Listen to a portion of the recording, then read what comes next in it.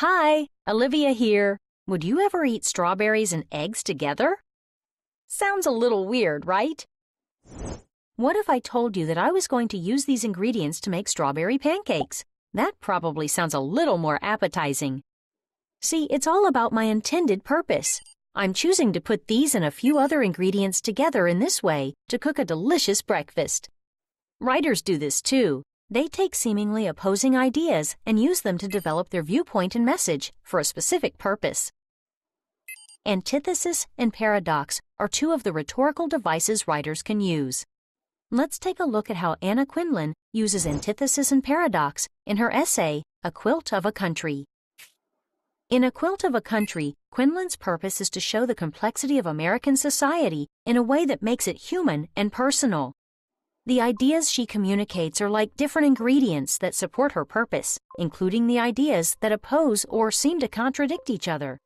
For example, this sentence contains an antithesis.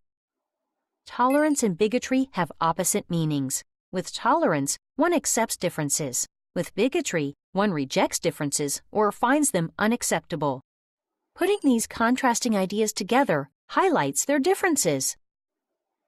Quindlen uses the rhetorical device of antithesis when she writes about how tolerance and bigotry both exist in the United States, even though you'd expect only tolerance in a truly pluralistic nation. Calling attention to these opposing attitudes shows how the reality of the United States is more complex than the idea of the United States.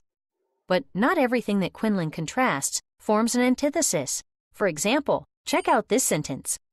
Two things are compared using a parallel construction. But there's nothing really opposite about New York and Philadelphia. Paradox is another rhetorical device that combines opposites. In a paradox, the opposites work together to create a new idea. Quindlen writes that, amid all the failures is something spectacularly successful. Failure and success are opposites. In a paradox, they're kind of like dry flour and wet water. Together, these two opposites create something new, kind of like how water, flour, and yeast can be combined to make pizza dough. The paradox leads readers to understand that the successes are that much greater or spectacular because there are so many more failures. You realize that successes are much more difficult to achieve.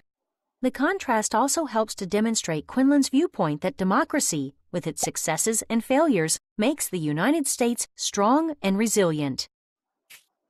By using antithesis and paradox, Anna Quindlen effectively develops her viewpoint and message in a way that's engaging and relatable to her readers.